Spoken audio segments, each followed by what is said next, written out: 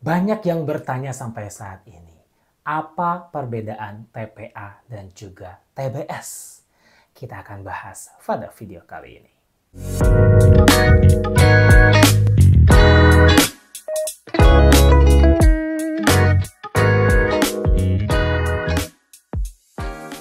Bismillahirrahmanirrahim. Assalamualaikum warahmatullahi wabarakatuh. Saya Cecep Hasanuddin. Banyak peserta yang kebingungan sebelum menghadapi tes bakat skolastik. Apa sumber belajar yang harus kita punya sebelum belajar tes bakat skolastik? Karena soal-soalnya memang mirip dengan tes-tes yang ada di Indonesia sebelumnya. Seperti tes CPNS, tes Bappenas, ataupun tes P3K yang sekarang ya. Dan juga tes-tes lainnya.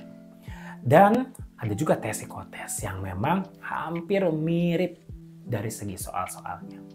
Nah, kalau kita lihat dari tes bakat skolastik dan juga tes potensi akademik ini memang sangat jauh berbeda.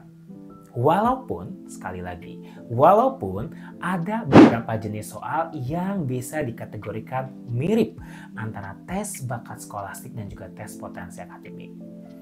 Kalau tes potensi akademik biasanya memang tergabung dari satu tes keseluruhan pada tes CPNS ataupun tes psikotes, yang tujuannya untuk mencari kemampuan kognitif atau akademik dari seseorang. Sementara tes bakat skolastik lebih luas lagi karena ada matematikanya, ada pemecahan masalahnya yang memang agak sedikit jauh berbeda dengan tes potensi akademik.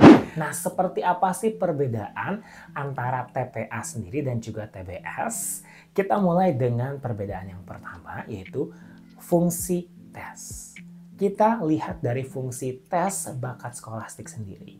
Tes bakat skolastik mempunyai fungsi untuk mencari kemampuan kognitif, intelijensi, bakat, minat, serta pemecahan masalah dari seseorang atau dari pesertanya. Sementara tes potensi akademik untuk mencari kemampuan akademiknya, yang biasanya merupakan bagian dari tes psikotes untuk seleksi karyawan seperti CPNS ataupun pegawai BUMN. Dari segi fungsinya saja sudah berbeda, sehingga kita harus fokus saja di tes bakat skolastik. Sementara untuk mencari referensi beberapa soal yang sama, kita bisa ambil dari soal-soal CPNS yang mengambil tes potensi akademik, karena di situ ada beberapa soal yang sama.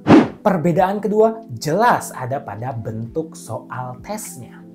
Pada tes potensi akademik ada 4 kategori, yaitu verbal, angka, spasial dan gambar, serta tes logika.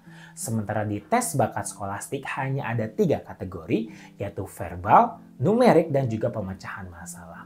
Dari bentuk soalnya saja sudah berbeda. Di TPA tadi ada gambar, di bakat skolastik tidak ada. Ada juga logika di TPA, di bakat skolastik tidak ada. Adanya pemecahan masalah. Dan di numeriknya sendiri juga itu dibatasi. Tidak semuanya ada. Itu hanya ada deret, hanya ada kemampuan dasarnya, dan juga aljabar atau aritmatika. Sementara di TPA lebih luas lagi dan lebih banyak lagi. Paling yang sama itu biasanya ada di deret angka. Begitu ya. Deret angka TPA pun lebih banyak lagi jenisnya, sementara deret angka yang di TBS itu lebih general tapi lebih sulit seperti itu.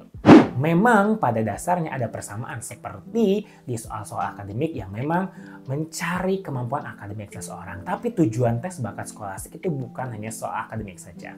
Sementara tes potensi akademik itu sudah dengan judulnya sama, yaitu untuk mencari kemampuan akademik. Sementara tes bakat skolastik untuk mencari minat dan bakat seseorang dan juga kemampuan beradaptasinya. Jadi memang pasti berbeda. Sehingga konklusinya pada TBS ini kita sebagai peserta nanti nih tes bakat skolastik harus fokus saja di jenis-jenis soal di TBS. Mungkin kita bisa mencari referensi di TPA tapi tidak terlalu banyak karena itu akan membuat kita bingung.